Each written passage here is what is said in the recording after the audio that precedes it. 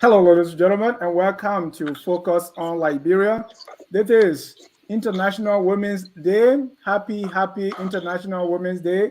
And in commemoration of the day, we are here with some distinct and very outstanding Liberian women to be our guests to this afternoon to talk about the International Women's Day.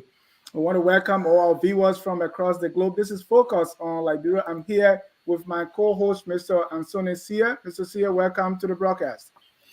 Thank you, Dennis. I'm happy to be here. I am a son of a mother and a grandmother. I'm blessed to have 9 sisters in my life. I'm also blessed to have a daughter. So when we are talking about women issues, I'm so strong. When it comes to women issue, there could not be a more perfect opportunity to join ranks with all women across the globe, especially Liberian women, to stand with them in celebrating, recognizing for the contribution they have made in the entire world. I posted today, Dennis, that I bow and I prostrate before all women and in recognizing them, and that this war will not be without women, and without women, the world is completely dead. This is an opportunity for us to celebrate our women. Thank you so much for joining. Again, it's International Women's Day. This day was started March 8, honoring the achievements of women and promoting women's rights. That is today, March 8th, is set aside as International Women's Day to honor the achievement of women and promote women's rights. Uh, History tells us that the International Women's Day grew out of efforts in the early 20th century to promote women's rights, especially suffrage. In its campaign for female enfranchisement, the Socialist Party of America in 1909 held the first National Women's Day, which was highlighted by mass meetings across the United States. And finally, in 1921, the day of the International Women's Day was officially changed to March 18. Once again, we say welcome all of our viewers to International Women's Day.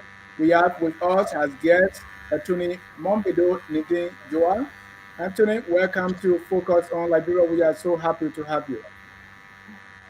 Thank you, Dennis. It's a pleasure to be here once again on your platform. And you've been here. You've been here Yes, I know. several I've been times. here before. Yeah. Yeah, but you sanctioned me for 1 year. Oh no. I thought you left us for 1 year, but we are so glad that you are back. Also joining us Thank on you. the phone is Kumba Thompson. Yuna, welcome to Focus on Liberia. Thank you very much. Okay, Yuna is joining us also from Monrovia, and she's on the phone. And as I said before, this is International Women's Day. Let me get your closing comment. What does this day mean to you and to all of us? For those of us, for some people who may not know about the day, let me start with you, Yuna, to just give us briefly what does this International Women's Day mean? I think you kind of said it, but International Women's Day, being recognized, being set aside to celebrate the achievements of women, and at the same time highlight, bring forth the challenges that women face in the nation all over the world.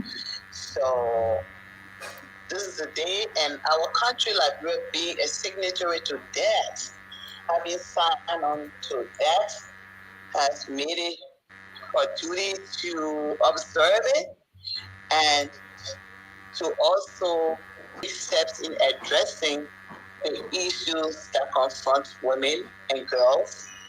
And so basically, as we celebrate, as we look at March 8th, it is for all women, the nation, to see where women, how far women have come, what are those achievements as a nation towards women empowerment, gender equality, women's rights, what have nations done, and what needs to be done. And in that celebration, we recognize all of what it is and finding a way forward. So basically, that's what the day is about. Thank you so much. The theme for this year, International Women's Day, is removing biases to advance gender equality, women's rights, and empowerment. So you can see the hashtag break the bias. This is what is going on. I like the sign there like this. Uh, Attorney Joah, what does from Cape Mount to Cape Palmas, what does this day and the theme mean for Liberian women?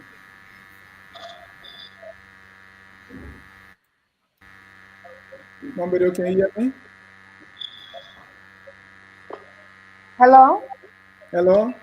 Yes, I'm saying this year's theme is to break the biases, to remove biases to advance gender equality, women's rights, and empowerment. So for the Liberian woman, what does this mean to them?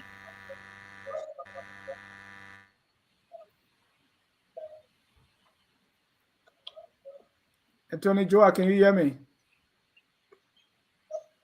Even before uh,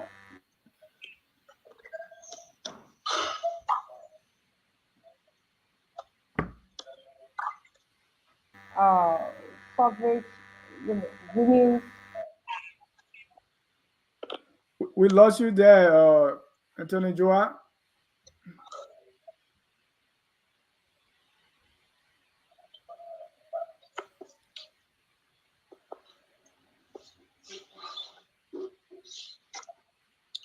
Mr. Sear? Yeah, it seems to be there is connection issue at her end. As you well know, we always having issue with internet connectivity there in Liberia. I think she froze there. Yeah, then is the International Women Day. This is something that is the word. What I mean is we are all here today as human beings through a woman or through women. And the history is that women were not treated fairly, women were not treated equally. When you talk about pay inequality, women suffer that. Even in instances they were doing the same job that men were doing or have been doing. And way back in history, women were not even allowed to vote. They had to organize and fight for that right to vote. And so the marginalization, the exclusion of women, the history is right there and it's clear. There's no debate about it. These are our equal partners as humans. But for some reasons, we men, I don't know where that kind of thinking came from, more like treated women as half humans, more like they were not intelligent enough and that they needed to be just in the background. And that's how men treated women, historically speaking. And fast forward, then came the issue of violence. I'm sure the violence started way back too, but at some point it was so alarming and was giving more attention. Men, beating on women, the issue of rape, and so many things. And according to the statistics from the World Health Organization, Dennis, it is said that 1 in every 3 women either experience physical or sexual violence by a husband, by a boyfriend, by an intimate partner, a lover, a parent, a relative, a colleague, a boss, and a stranger. So then this gives you a picture of what women in our various communities and across the world have been dealing with. Even in some workplaces, when women are trying to be firm enough and when they are trying to be independent enough, we assign some stereotypes, some interpretation for them trying to be, what men will always do, and they will not be giving any other names. And so, though we have come a long way with that, but still these things are still around. And the contribution of women historically have not been given the needed attention. Women fought with men, during the World Wars. We heard that the women were the one, keeping the homes while the men were on the front. And there were some women that were even doing some supporting work during the war years. But yet, these women did not get the recognition that women also play leadership roles. I was reading today on Atty's page. There's this Liberian woman, Logan, who served as a leader in Liberia for several years during the Thompson administration, and at some point she was recognized. So Dennis, if you look at the history, even you go into our traditional settings, women have been leaders, but the focus has always been on men. So setting this day aside, to recognize the contribution of women in the war. In today's world, we have the likes of Michelle Obama. We can also talk about folks like Oprah Winfrey, Ellen Johnson Sirleaf, somebody from our community. Like or hate her, she became a leader. She became icon in the war. And many other women we can call. We're talking about Vice President of the United States, Kamala Harris, and so on and so forth. Then there's women have been in the trenches, fighting for equality, for the world to be a more perfect world where we all can thrive as equal partners. Thank you very much. And I think we lost some of our callers there. So let me try to get them back again. International Women's Day, that's March 8th, that is today. And the theme is removing biases to advance gender equality, women's rights, and empowerment. Our guests, Yona Kumba Thompson and Atty. Mmonbeydo Joah. We are having some technical difficulties, so we'll take a short break while I get our guests right back on the show. At Focus on Liberia, we discuss everything Liberia, from education to politics, arts and culture, entertainment, agriculture, history, religion, family, and technology. Focus on Liberia uncovers and showcases the best of Liberia and shows the world the truth about Liberia. We educate, elevate, and promote all things Liberia. We conduct interviews, panel discussions, debates, and more. Welcome back to Focus on Liberia. Now we have Yona back with us. Yona, today's this year's theme is Break the Bias. Tell me about that theme and how relevant that is, or how necessary that is to our country, Liberia. And as the show goes on, we will talk more about how each and every one of us need to be a part of this. Exactly. Thank you. I heard this speaker. He talked about that. Oftentimes, the achievements, the strides that women have been able to conquer, despite all of the difficulties along the way, like you explained, or the social challenges, the cultural challenges, and the discrimination, the division, and a patriarchal society that sees a man more, higher, different than a woman in terms of capabilities, in terms of their own equality. So yes, women have been able to overcome a lot of those. When voting, you have women at different levels of leadership. It's come a long way with many, many difficulties. In our own context today in Liberia, we'll see the great strides that we've made.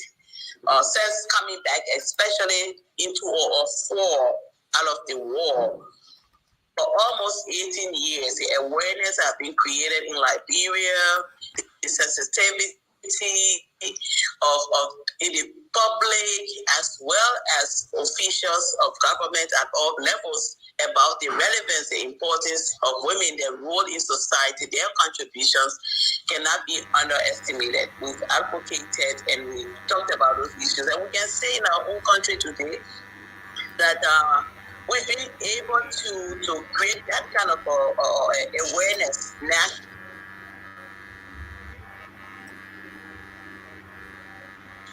Issues that pertain to women, ensuring equality, the understanding that men and women are equal, created equal, and should be treated as such to realize their own potentials without discrimination. We've develop policies, undertake laws that ensure that equality is ongoing. And of course, the recognition that as human beings, women have rights, girls have rights, and no society has the right to minimize or to curtail the potentials of a woman because of a person, because she's a woman based on her gender. So I would think that in our country today, we've created a lot of the awareness, and the nation basically understands now that yes, women are important in society, in leadership. Women are important in decision making. Women are important. Their voices matter. There's no way you can silence them anymore. They are much more than just mothers and nurturers and cooking, but they are leaders. They have qualities. They bring a lot. However, we've achieved those things, and the awareness is there. What is in our contest today with the theme of the International Women's Day? #Break the bias. We still have socio-economic and political biases in our system. We've not achieved it, and that is why when we observe International Women's Day, yes, we applaud us as women, we congratulate. When we look back where we've come from and how far we've come, we celebrate those, our resilience, our determination to be a part of a society, to make our society different and to make ourselves better as well. We celebrate that. However, we understand in our own country there are because of our own cultural orientation, socially, economically, and politically, there still remain biases, discrimination based on gender, our sexes, based on cultural thinking. So when the biases overtake, or the biases of treating a woman different, treating a girl different,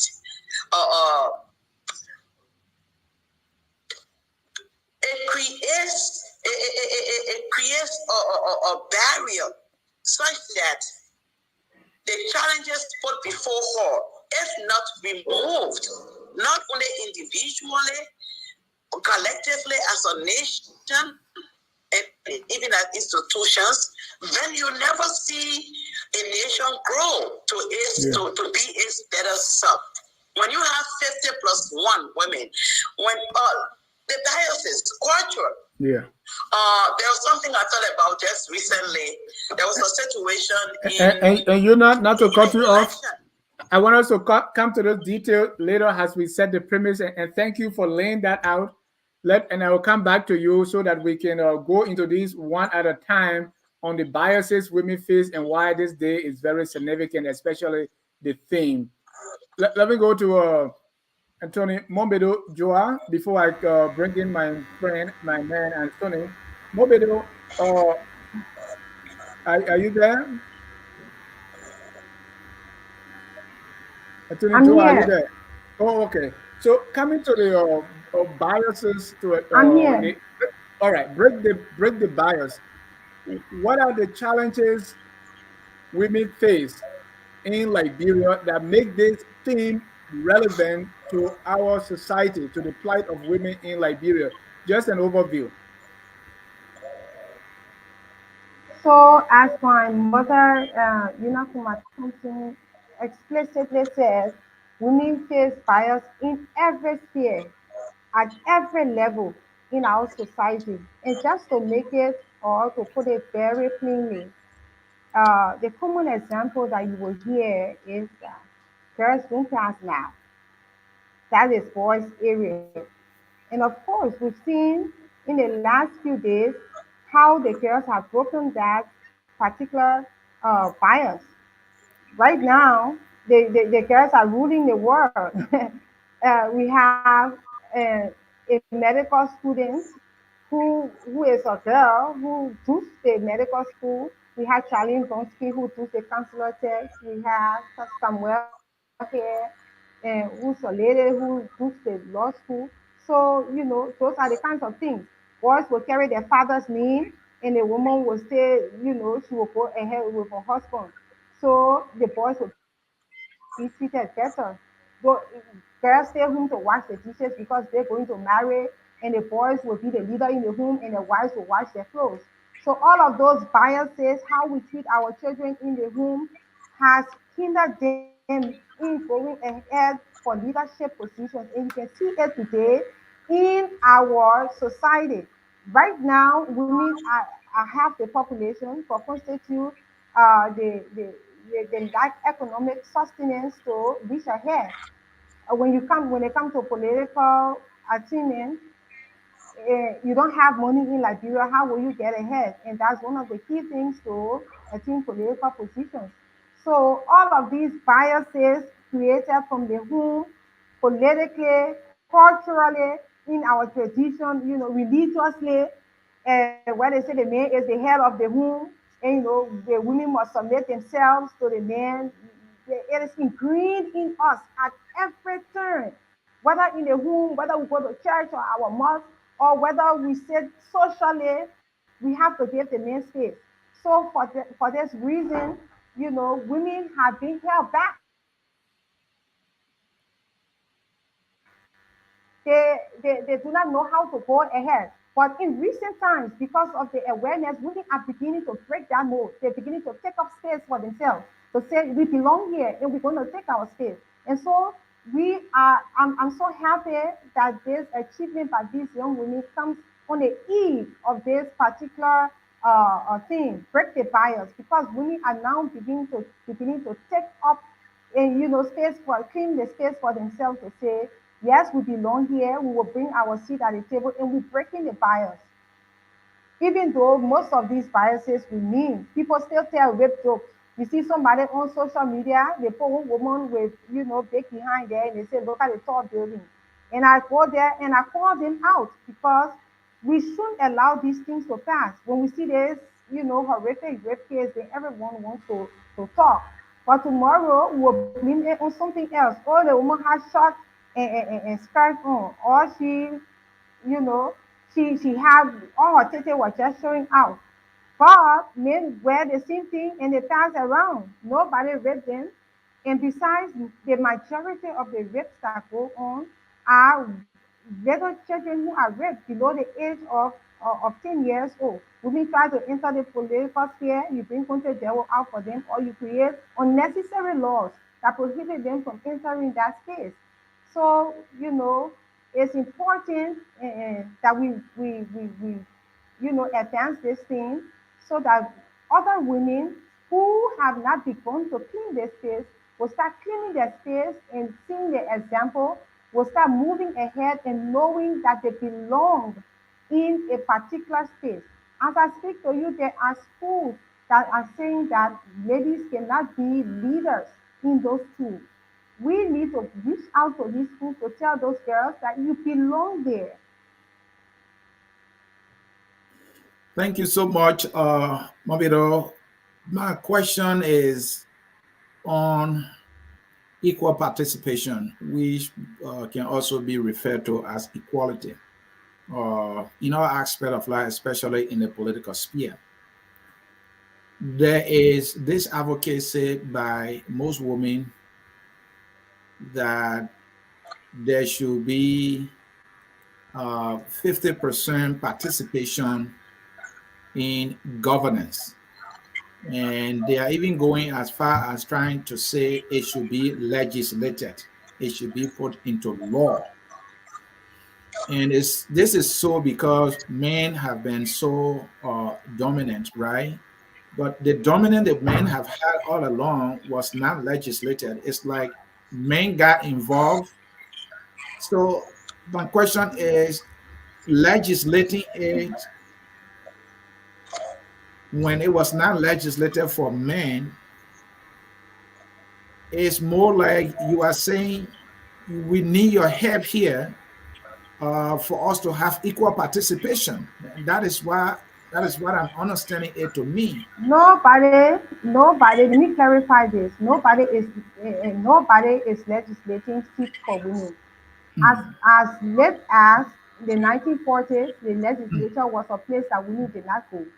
mm, And we know that because of the case that always quote Wallow versus Wallow.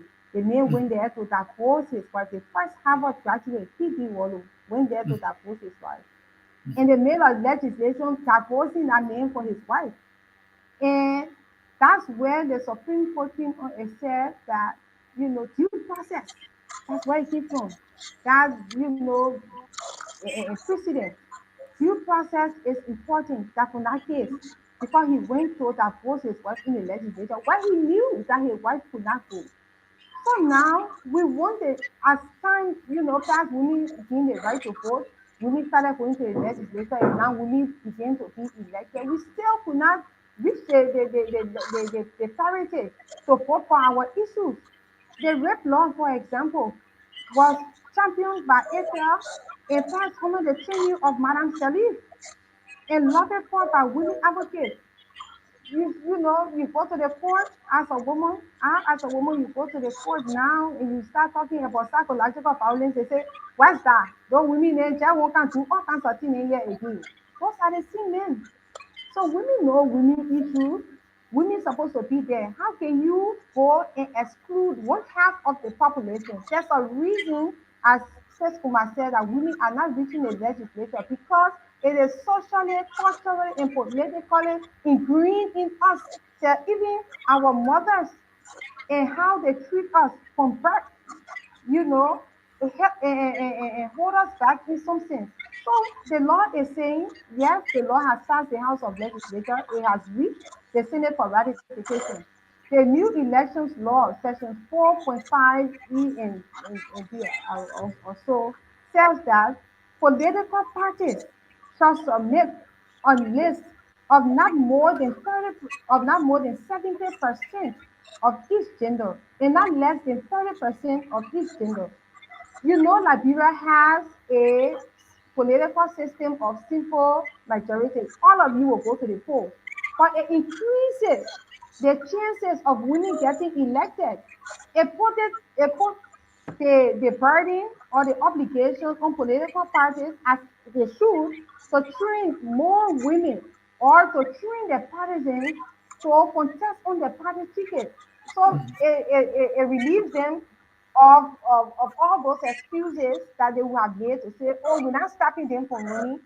But you should recruit and you're responsible to train your people. So if you target more women to sit on the seat that will be proper to the National Elections Commission, Thank you. definitely more women will get elected. They will, Thank they you. will, they will put more resources into winnable candidates on their party tickets. So that is what the law is for. Equal Thank, participation. We're not thank you. asking to say go and vote within the legislature. No. They will still go to the race, they will still be voted for, but it puts political parties, puts the burden on political parties to make sure that they champion gender equality within their political party structure. So the Thank you. 50% is wrong. Thank you. And let me come to you, Yuna. Stay on this issue of governance participation into politics, because that is something that was advocated for fiercely by women many years ago, and that is right before us here today. Women now have the right to vote. According to records that we've looked at, the world population in terms of men and women, people always say, oh, there are more women than men. That is not true. We are about the same in terms of number. So if women are about the same number, when it comes to the voting population, and we see more men are getting elected compared to women, then it is also right to say, look, women, maybe you share part of this problem. Maybe instead of saying, oh, the men are dominating us, more men are getting elected, maybe you should network with more women to see reason to be voting more women candidates than men candidates. I think if you should have that, why you're fighting for will be, instead of saying, oh, the men are just dominating, maybe the women are not voting for more women. That is the problem. How do you see it? Can I? Okay, that's me, right? Yes. Yes. Okay. I think two things here. We talk about political participation, like you rightly said. Mhm. Women, first of all, by now, we know, our country should know, and each and everyone who's listening and even on this platform knows very well that women do have the qualification, they do have the capacity, they've proven that intellectually, academically, when given a chance to rise and without any biases, discrimination, they've excelled very well. That is forgiving. Now, when we talk about legislation, women participation, it's not begging. It's not begging. And somehow this has now gone through the population and even many of the leaders within the legislature, aspiring leaders, political parties, have not understood that. Though they say we believe in women empowerment, we're observing Women International Women's Day today and all of that, you have to go back and ask yourself or be aware that a society that emerged one way or the other, emerged to be patriarchal, emerged to see the man as the leader, the man who is supposed to go out there and speak and be seen as a potential human being.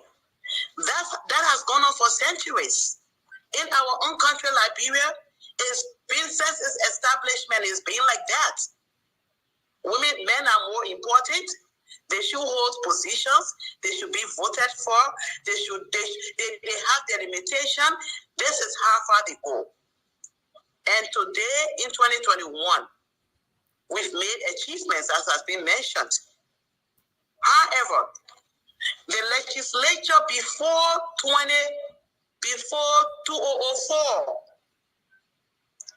I'm not sure whether before the war we even have 5 women in the legislature. And like you said, women can go out there and speak out and say, talk to women, vote for me. But it's not that. When you've been orientated, when you've been trained, when you've been set up to know that you are number 2, you should not compete. Your own womankind sees it like that. Many of us who speak and work and have been fortunate to hold platforms, to hold positions in leadership, we've had to pay a huge price. Many women still feel when it comes to the nitty-gritty, the bottom line, let a man be there. Women don't have the resources. You have more resources. You control the resources. From the outset of our Republic of Liberia, men control the resources. They control how women walk, when to go to school, when should you get married. They control everything. They control your humanity. They control your femininity. They control your ambition. Now, to break away from that requires aggressive action, commitment by the people, by the nation. So when you have a legislature, when we are going into elections, we've been used to voting for men. We've not been used to voting for women. So the women themselves know that when you're going in there, there's so much against you, not even having the resources. The women are also confused. Though there isn't one woman there, but they've been orchestrated, they're trained, they've been orientated to go after the man, to vote for the man. And when they do that, the man also has more resources. The women have to deal with the domestic side of it, from spousal to family, who are discouraging you, who are telling you you can win. You have those obstacles. So then, that is where we come in, that affirmative action should be taken to correct the wrong, to ensure a gradual entry of women for equality at all levels. The AU protocol that has been signed and even ratified by Liberia, it says that every country, and our country has ratified that, it is a law, or they need to domesticate it and say that 50%. Why? Because if we do not take the steps to ensure affirmative action, you can put all the women names on the political party listing. In fact, many of the 90%, 99% of all political parties are created, established, and led by men. After elections, they don't exist. They don't operate at all. So you imagine a woman who's never thought about politics, who is now just beginning to say, wow, I want to be elected. I don't have the resources. And then the party opens its office 1 year, just onto elections. How are you? What time have the party has not invested within themselves to even say, let's operate for 5-6 years. Let's find out the potential women. Let's see how women are traveling in different countries. Let's invest. They don't have the money. So when you go to elections, you can put our names there. When you go to party caucuses and they have to decide on who is going to represent the party, definitely they will put those ones who've been active within the party system. The second is you put the token women there. They put our name there. They just carry. Let us take it to next elections. When they pass the next elections, you go there. You now go onto the ground. You don't have the money. And when you do, like the situation she mentioned already, there's so much obstacles your way. So it's not about women don't have the potential.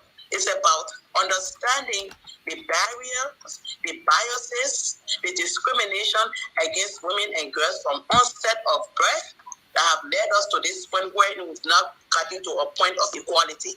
And we need to do that. It means that as a nation, as a people, we as government, we have to be committed to institute affirmative action. Today, you don't even have 7 women in the legislature, amongst 160 some more. The rest are male. Tell me, how you gonna achieve that? Yeah. Today, I think it's 103 total. Yeah, so I think when we talk about political participation and women inclusion and women, it's beyond just putting your name on the ballot. The executive has a right to appoint. And Kumba, if I may Unfortunately, follow up here. Kumba, if I may follow up here. So, hold on there. I say I want to follow up here. Liberia, because this whole discussion is from the Liberian woman perspective, right? And yes. We were fortunate to have a female president. And we saw a lot of women in government. And so women issues were also on the table for the most part, I can say. So we look at our administration, the administration before it and its administration after it.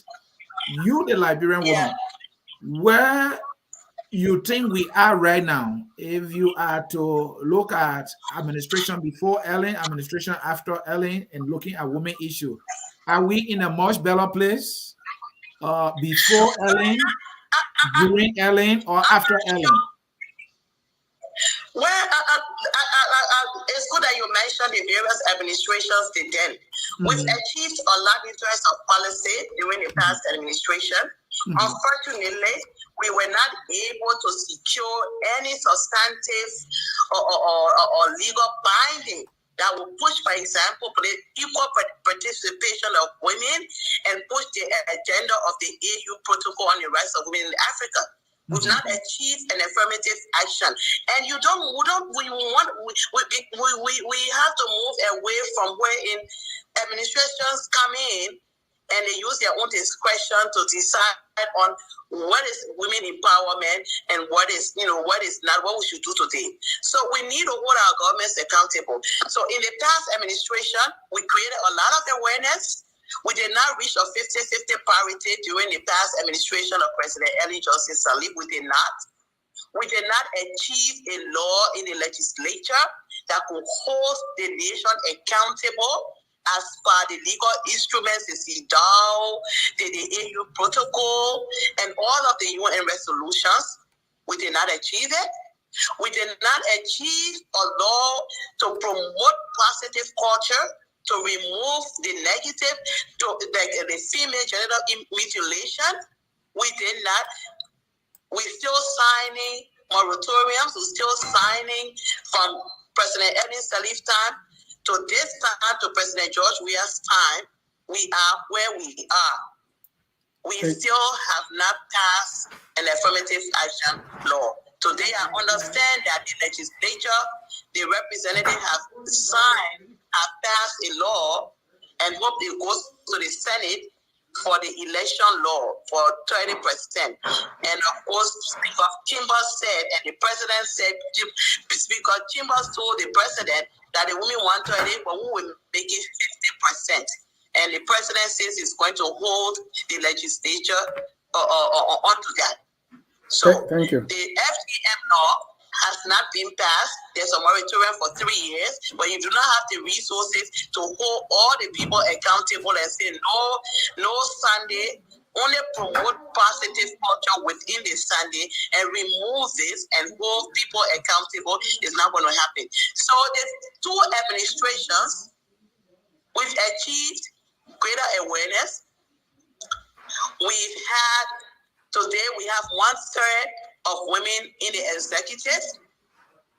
We wish that the executive will come out and say, regardless of party affiliation, regardless of socioeconomic affiliation, all of that I'll go 50-50 and be the candidate.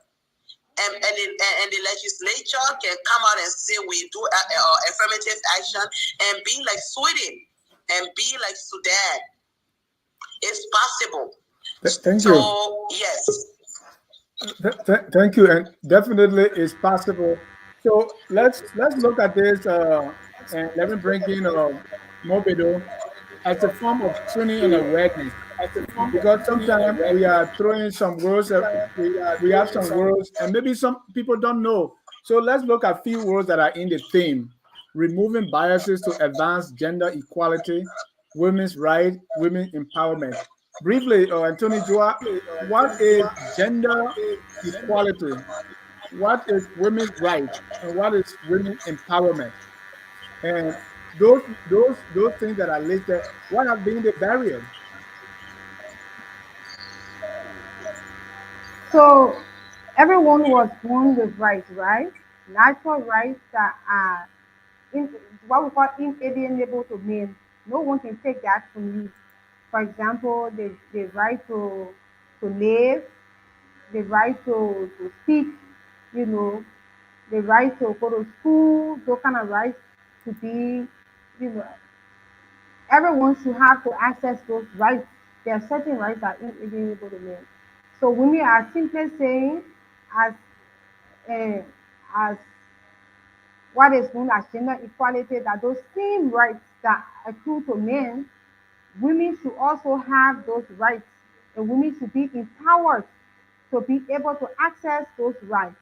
So that's the whole thing about gender equality. Whether you're man or woman, you must be able to access those rights. It shouldn't be because you're man, so you can do certain things, or because you're woman, so certain positions for you. Before, in the past, that was what was happening.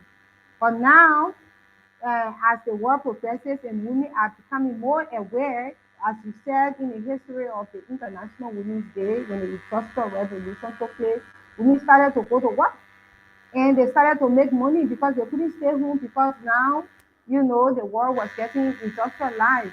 But women were not taking the same pay as men for doing the same job. And some of those biases are still happening today in the world of work, you know. So in some places, men make more than women for the same job that both of them do.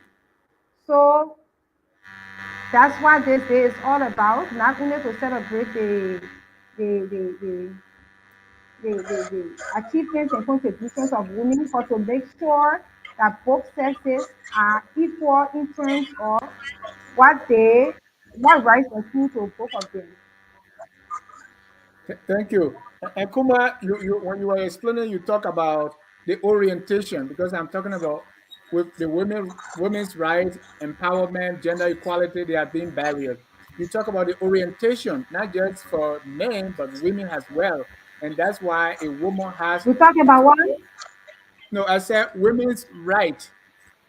We're talking about orientation. Kuma mentioned that these things are happening because of the orientation and the training. And that's why even a woman will be satisfied with wherever they are and say, well, a woman has his or a woman has her place. Also, Kuma, you mentioned token women.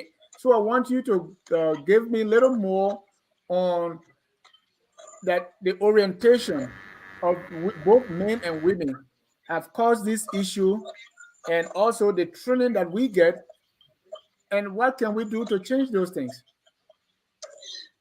That's exactly what we're doing now. I don't think To inform, to educate, and make sure that we take the necessary actions. The orientation is in nurturing, the teaching from birth. How do you treat a boy? How do you treat a girl? Where, how you place a girl, you place her, in a second place. And so when a person goes on with that thinking, definitely it flows into it becomes a part of them. It flows into the community, into the society, and of course at the level wherein the man is seen as the most resourceful, more capable, should be seen in leadership. So it's that orientation, it's that thinking. That's a patriarchal society that we've created that sees a man at a different way. And now when we come to this point and say how do we change that? Yes, education is key. What we're talking now, just having this platform and discussing it, and International Women's Day, and everybody says, oh, women, that's my mom, I love women, I love my sisters, I respect women, I got daughters. Yes, we need all of that, but we're saying now we need developmental thinking for women.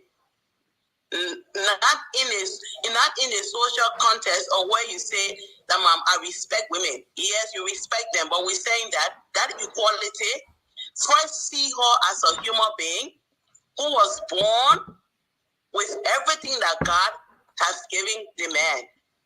The eyes to see, the ears to hear, the brain, and everything else.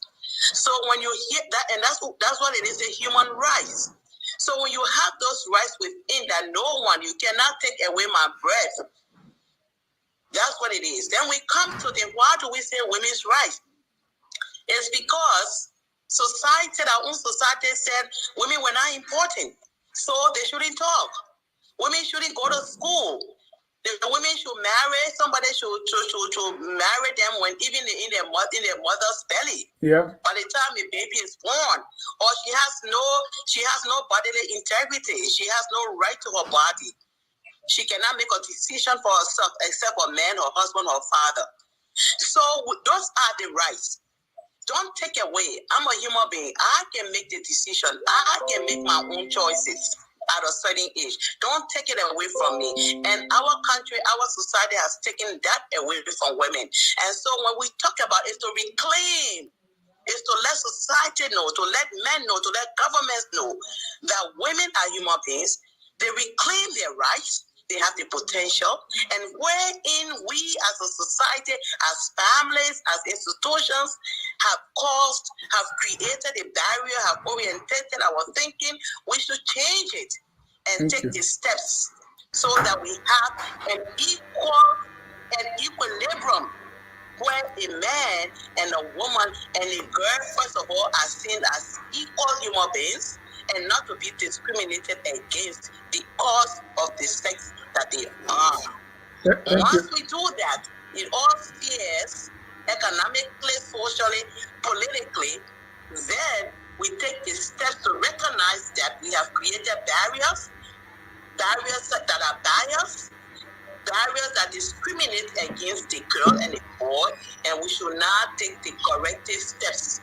Thank you. Be a policy legally and to be committed to make sure they come to fruition, being accountable to implement until we get to that point where we don't have to be saying who is less, who is more. And that's where the affirmative action comes in, the policies that come in. When you're doing employment now, they put in the paper, women are encouraged. Well, when women are encouraged, then you got to make sure that you create ways that you do not, you encourage them to go, but you have to understand when they're coming in with some deficiencies, not created by themselves, but created by a society, created by a culture. And so then you must accommodate them to go to reach that potential. I think those are the biases. So the biases I've come across in our society that we talk about today. Break the bias. Remove those barriers. They are still there. And how do you remove them? Take the action, provide the resources, ensure there's equal representation, ensure that they enjoy their every right. Thank and you. take the affirmative action to arrive there. Thank you. Mmonbeydo, you wanted to say something, so you can just come in right now and say what you wanted to say.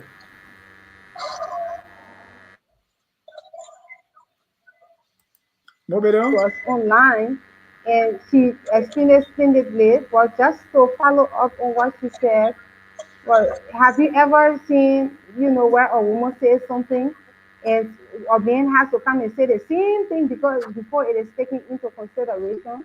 Those are some of the biases. Men have to validate women, even if the women have a professional experience or have years of experience on the job more than a man. Her words have to be validated by a man. So all of these biases exist, and it's not only politically and culturally, as Yuna said, but it's also socially. For example, the FGM that we keep on talking about, that's how women are being held back in it also extends to that sphere. Women want to experience sexual pleasure, you take off her clitoris from there without her consent, at least at the age where she doesn't know how to consent or not. You know. So whether it begins from the time you're small, like you said, in the home, how we cultured our children to be, how we choose our children to do various work in the home. Boys learn leadership from each other and from their mentors that they go out to play with. We put our girls' children in the house and they don't learn leadership there. They go out and they are mentored by those elderly men, by their peers, and the girls only know how to be inside. So affirmative action is necessary at this point. And like I said, Dennis, I do not think this law favors only women. It favors both genders. Both genders. No man should be 70% above or 30% below on the political party ticket. I think that's equal. It's a woman. So now everybody will strive to ensure equal participation and to show that both men and women are credible. You know, political parties want to win elections. That's the reason political parties were founded. Who will make you to be credible or validated if you don't have a member in the House of Representatives, in a legislature? Those parties that do not have members in the legislature are not validated. They're not counted when we're talking about decision makers within the politics of or the paradigm of politics in Liberia. They say, but look at him, he get member in the House. So if you want to win elections, you will bring in winnable candidates. You will ensure that the seats that you choose you make sure that you spend some resources behind those women so that they win those seats that are allocated. So, that's what I want to say, to protest your point. Thank you. And I have a question here. I'm curious as to whether women aid and abet in these biases that you are highlighting here today. And do you women aid and abet? For example, if you say, well, let us create laws so that women can be guaranteed equal participation. It's more so like you acknowledging that, well, we are the weaker ones in the society, so we need some help here. So I guess my question here is: do women aid and abet in these biases that you are talking about? I don't know what you mean weaker. It doesn't mean women will miss the point, and that's what so many times the society, even people who in their private spaces, in official spaces, think. When we do affirmative action and we think that means you're weak. No, it is not weakness. It is what you, the society, you have created as a stumbling block for the woman, for the girl to have reached her fullest potential as per the man. I get that, but do you women aid and abet in this narrative, these biases against women? Yes, women do. Women do. Women are not exempted from this patriarchal thinking and behavior. Mm-hmm. But they've been treated like that, and so they perpetuate. You were born and raised by your parents and see your mother being subject to the man. So it's a cycle, it's a vicious cycle. So definitely women become very key to upholding, to enabling the behavior. To this very day, women enable it. But we don't enable it because women do not enable oftentimes because they want to, but they've been trained to it.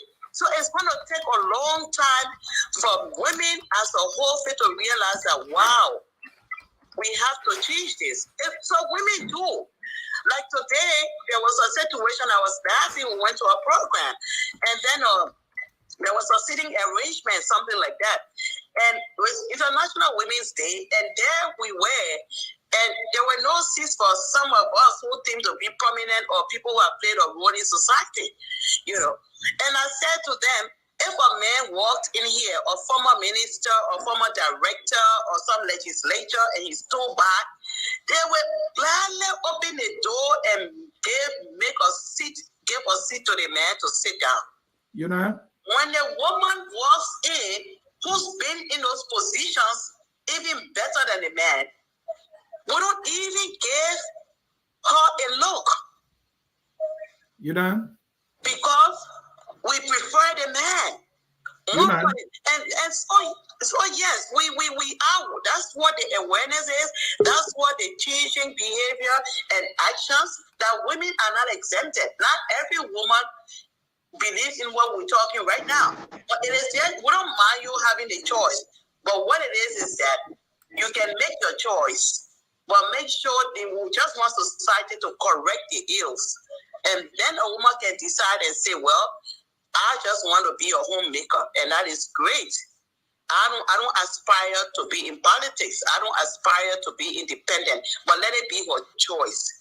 Thank you. Remove the barriers. And Thank women, you. of course, are a part of parcel of this. Thank you. And this question I'm about to ask will be based on the Liberian woman or woman perspective. According to research, women are better at solving problems. The same research also says females are trusted when it comes to leadership.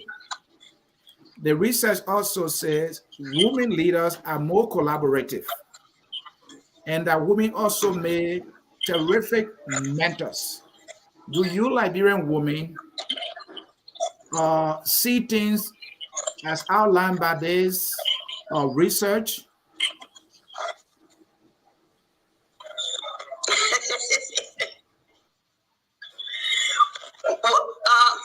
The research done, I don't know where they did their research. If it's global, then it speaks to the global. For us, definitely the cliche is that women make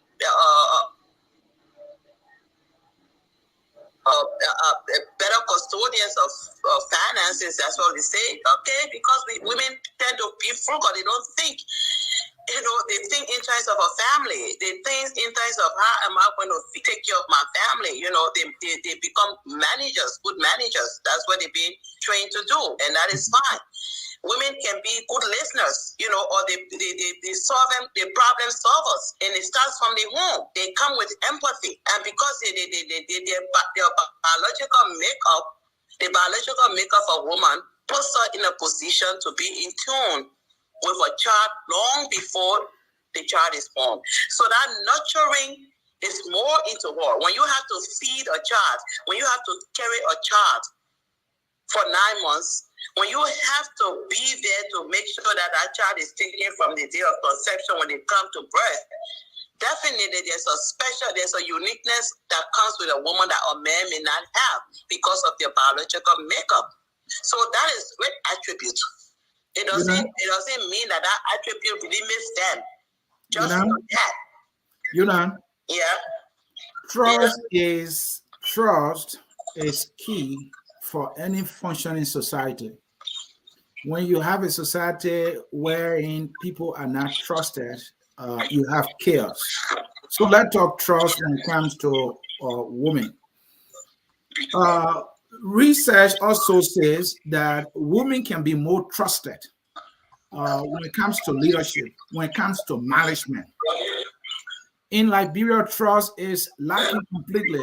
From the Liberian woman perspective, do you see Liberian women as more trustworthy and honest compared to the men in Liberia? I will speak. We haven't done that or statistics. I like to base the conversation on data, on evidence. But that's the cliche. That's the thinking that women are trusted, and I would say that comes from the background that women are much more conscious of their name, their integrity, because their integrity. So they are much more careful. And that, I think that brings about trust. When one is careful on how you do things, how you go about making decisions, and you are considering not only yourself, but you think about what's going to happen to my children, what my family will think. I don't want to have a bad name. That makes the woman more trustful because she's more thoughtful, she's more careful, and yes, when she's in positions of leadership, she comes with that with her. She comes to that job thinking about her name, her family name. I don't want to make myself ashamed. So yes, in that light, you will say that, many women in those positions I know will first of all think about how they're going to be, how people are going to see them if they don't behave rightly. So they tend to be more careful, and that brings about trustworthiness. It doesn't mean that all women are trustworthy. There are women who are also not trustworthy at all. All right? just as they just like men. But yes, the women have the attribute to be more careful, and that carefulness makes and to be thoughtful. That's why wars and creating conflict. They think about the children. They think about their parents, their children. So they want to do everything to ensure their peace. They want to do everything that they are held accountable. In what they do. They do make mistakes. They're not perfect. But yes, women are trustworthy in those spaces. Thank you. I was looking at the 1983 Constitution, the draft Constitution, and it will surprise you that of the 25 committee members, only one person was a woman. Yes. Yeah, only one woman. They even when they appointed the revised Constitution and almost 50, the number did not improve much. What has been the impact of this low number of women participation or this absence of gender equality to you? Some even say we had a war because of the men. So what have been some of the impact on our country because women have been denied equal participation at the table?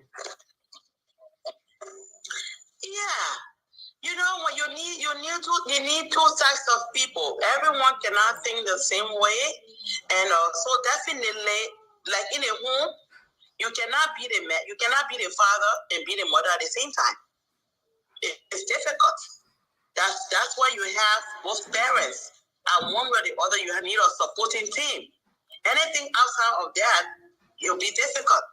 So yes, on the national spectrum, when there's been absence of women, and women are only advisors in a home, or probably not even advisors, they will hear what the men are saying, and some will take the advice and go on. So you will make decisions that are not gender, they are not gender sensitive. So yes, in our country, Liberia, the men are responsible because they've held the helm of power. They've held the helm of decision making at all levels. They've been there. We were born and we saw it. It's now that we're fighting and we've been talking about it. Our mothers, our parents fought it in a home where in a home, it's the same. So yes, every problem that's happened in this country, it was caused by the men because they were in position of leadership. They were the decision makers. And you're 99% in charge of what is happening. When it goes wrong, whom are you going to blame? Yeah. So yes, we blame the men. And that's why now society realized that a lot of mistakes were done to exclude the other sex. The exclusion of the other sex in our decision making. The exclusion in making sure that the resources of the country are available, to everyone, regardless of their sex, their or political affiliation, or their social class. And if we don't do that, definitely you always finding a problem. 200 years of our country, with how many presidents? We had the first woman president. And we were told that it would never happen because Liberian culture does not allow it. Madam Sally broke that ceiling. But unfortunately, she was still in a patriarchal society. Thank you. I'm bold enough to say I'm going to go 50-50 like Canada. Canada prime minister became prime minister, and he went straight on 50-50 affirmative action, gender sensitive across the board. Unfortunately, she didn't do that. All right. So you can't put the country when anything goes wrong, you say Ellie Salif. No, we still go back to the men. Thank you, and thank you so very much, folks. You are watching Focus on Liberia. Today is International Women's Day, and Focus on Liberia is dedicating this broadcast to women around the world, especially Liberian women, to recognize them for their contribution and also to honor them for who they are. We want to say thanks for joining us. We will read some of your comments here quickly. Let us read this one here quickly. Rufus Thompson, Happy Women's Day to all the mothers of the world in general and Liberia Liberian in specific, he writes.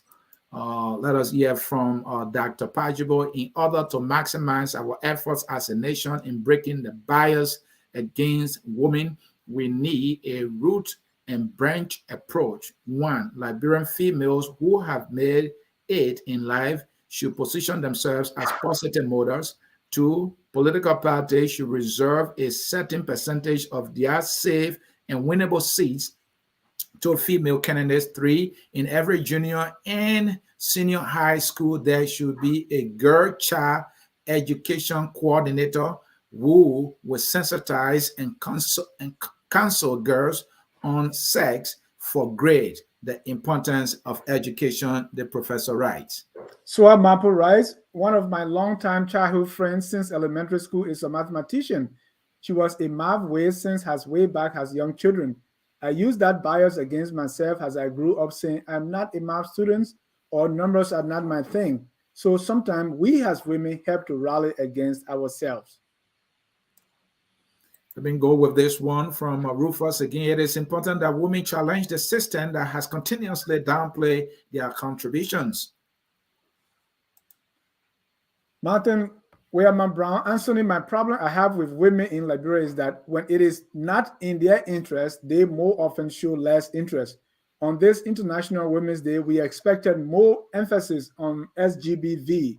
Unfortunately, they were more concerned about women participation in government.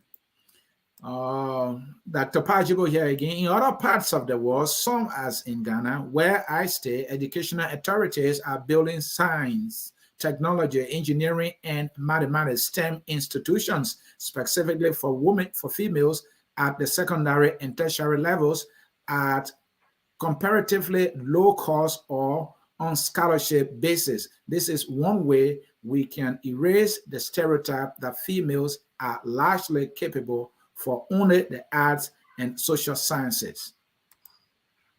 Elvis Morris, we are with all his flaws, has been more inclusive to a diverse group of women. He needs to put more effort on protecting our women and young girls. Elvis continue, I think the thinking of women being less than their male counterparts are more prevalent in the interior. So starting from the counties and speaking with elders and convincing them to be more inclusive. Rufus writes, the ugly perception of women in some corners must change for the betterment of the Liberian society. Joah Mapo again, we need to allow our men to understand and see that we are not super women. Yes, we do need to be respected, but in this day and age, women are not men, can't be ever, vice versa. Allowing our men to see our place in their life is an upgrade. Professor Pajibo, a word of caution. We should not unduly overemphasize the importance of the female to the extent that the boy child will be neglected and left behind. Already, we have the problem of the Zogos on our hands, Dr. Pajibo writes. Last comment, Rufus Thompson, thank you very much, Ambassador Una Thompson and Attorney Joah, for your exceptional contributions in uplifting women in Liberia. Let me read this one. I think the thinking of women being we read that. Oh, okay, thank you. Yeah. So, quickly, your response to those comments? Comments are very, very in place. I appreciate very much their involvement, and that's what it is. These moments which we have different thinking and different thoughts, everything that they said, one way or the other, is what we are talking about today. So I think their contributions, were very, very valid and appreciated. Thank you. And we lost Attorney Mmonbeydo Joah because of the internet connection. So we lost her. And thank you so much for coming, and also want to thank Mmonbeydo Joah for participating. At this time, Mr. Sia, if you have any last question, then Una can give her closing comment. Well, she may give her closing comment. Go ahead, Una. Well, thank you guys. Thank you for sharing this day with us. And I hope it doesn't end here, that you continue. International Women's Day is all year round.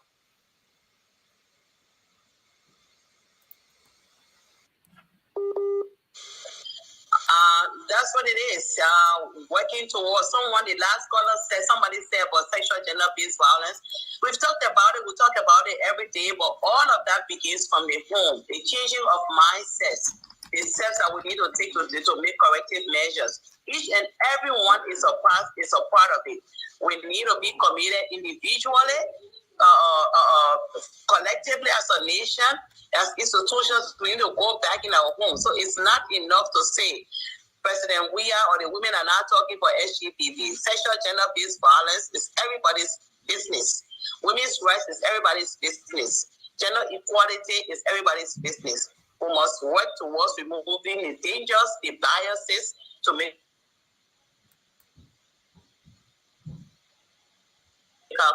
their full rights, and our country can move forward, can be a better nation for each and every one, and we can be better people as well, living in peace and safety and equality. On that note, we want to say thank you so very much, as Anthony would say, for coming. We want to thank our viewers for also watching. We want to appreciate all women across the globe, and we want to say congratulations on this International Women's Day. As Jonas said, International Women's Day is not one day, it is throughout the year, so that we can break the bias, help break the bias to promote gender equality, women's rights, and women's empowerment. Mr. Sia, your closing comments.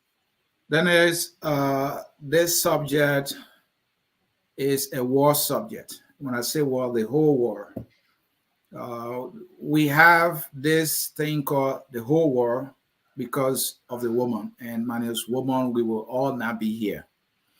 And so whatever affects the woman affects the entire world and affects we the men. And then if you come to think about it, imagine a situation where the way it is widely believed that men are more in employment in leadership. If that were perfect, and you are married to that beautiful woman, maybe that woman is a senator, or that woman is a CEO, and you are somewhere else.